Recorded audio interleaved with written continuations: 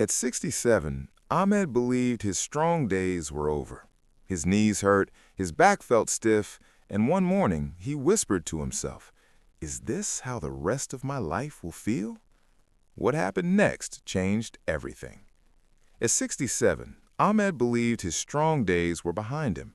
That morning, as sunlight slowly entered his room, he sat on the edge of his bed longer than usual. Not because he was lazy, but because his body needed time to wake up. His knees felt stiff, his lower back felt tight, and his legs felt heavy, as if they belonged to someone else. He remembered a time when he would jump out of bed without thinking. Now, even standing up felt like a small challenge. He looked at his hands and noticed how they rested quietly, no longer rushing to start the day. Inside his heart, a quiet fear grew. He wondered if this was what life after 60 was supposed to feel like. He wasn't sick, and doctors had told him he was fine, yet he felt weaker every year.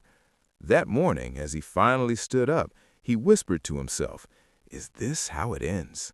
The question scared him more than the pain.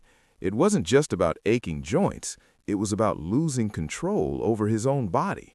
He wanted to live, not just exist. That single morning planted a seed in his mind, a feeling that something had to change, even if he didn't yet know how. As the days passed, Ahmed realized there was a fear he never shared with anyone. It wasn't the fear of death, it was the fear of becoming dependent. He had spent his whole life being the provider, the helper, the strong one. Now he imagined a future where he would need help just to move around. At family gatherings, he laughed with his children and grandchildren, but inside he watched himself carefully. He noticed how he chose chairs with armrests. He noticed how he avoided stairs when possible. At night, lying in bed, his mind replayed small moments that hurt his pride. He remembered almost losing balance while putting on shoes. He remembered holding the wall while walking in the dark. These moments were small, but together they felt heavy. He told himself, this is normal, this is aging, but deep down he wasn't satisfied with that answer. He felt that his body was asking for attention, not surrender. Still, he didn't know where to start. Gyms felt intimidating, heavy exercise felt dangerous, so he did nothing. And doing nothing slowly became a habit, one that made his fear grow quietly with each passing week. One afternoon, Ahmed visited his old friend Kareem, someone he had known for decades. Kareem was older, yet something about him felt different. He moved with ease, stood confidently, and even his smile seemed stronger. Ahmed noticed it immediately. As they sat together drinking tea, Ahmed found himself comparing their movements. Kareem stood up without struggle. He walked without hesitation. Finally, Ahmed asked him honestly, "What are you doing differently?" Kareem didn't give a long speech. He simply smiled and said, "I stopped treating my body like it was finished." He explained that he didn't run marathons or lift heavy weights. He just did a few simple movements every day, movements that respected his age instead of fighting it. That idea surprised Ahmed. All his life, he believed exercise had to be hard to be useful. Kareem's words felt simple but powerful. On the way home, Ahmed kept thinking about that conversation. For the first time in a long while, he felt curiosity instead of fear.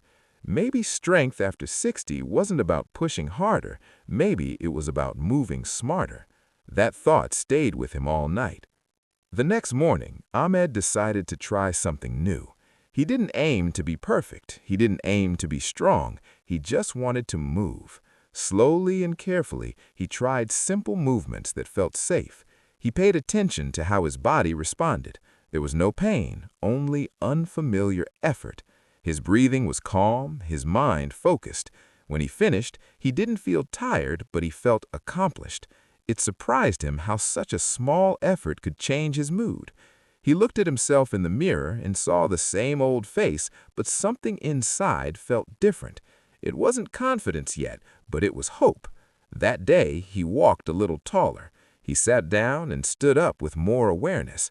The exercises didn't magically fix his body, but they gave him something more important, a sense of control.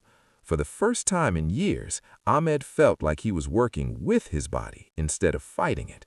That small victory mattered more than he expected. After a week, nothing dramatic had happened, but Ahmed noticed small changes. He stood up from chairs with slightly less effort. His balance felt a little better when turning around. These changes were so small that no one else noticed, but Ahmed did. Each morning when he completed his movements, he felt proud, not because they were impressive, but because he was consistent. He realized that consistency was something he had lost over the years. Life had made him reactive instead of proactive. Now, these few minutes each day became his personal time, a promise he kept to himself. Even on days when he felt lazy, he reminded himself how good it felt afterwards.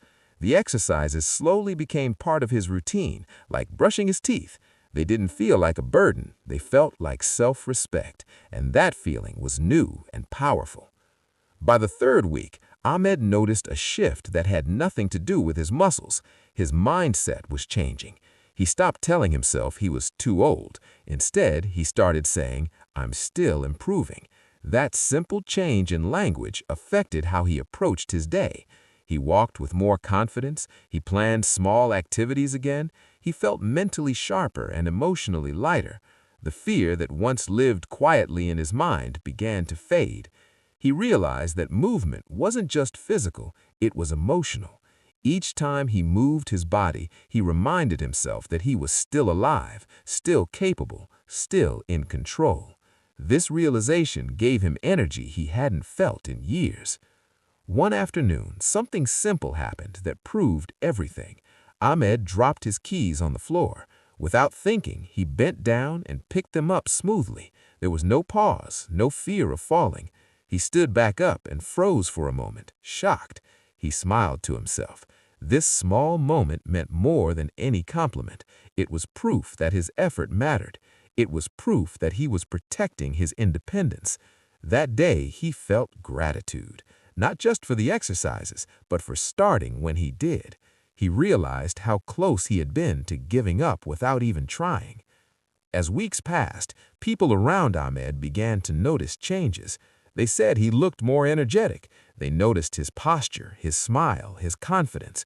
When they asked him what he was doing, he didn't exaggerate. He simply said, "I move every day." He wasn't trying to impress anyone. He just wanted to share hope. He knew how easy it was to feel stuck after 60.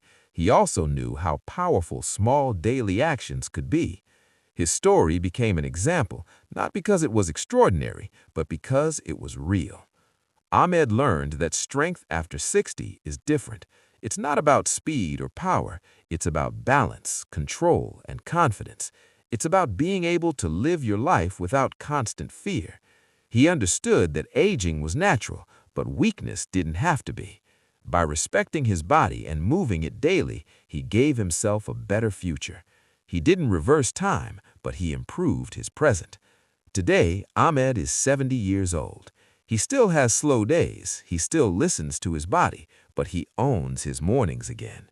If you see yourself in his story, remember this: you don't need extreme workouts, you don't need pain, you need simple daily movement.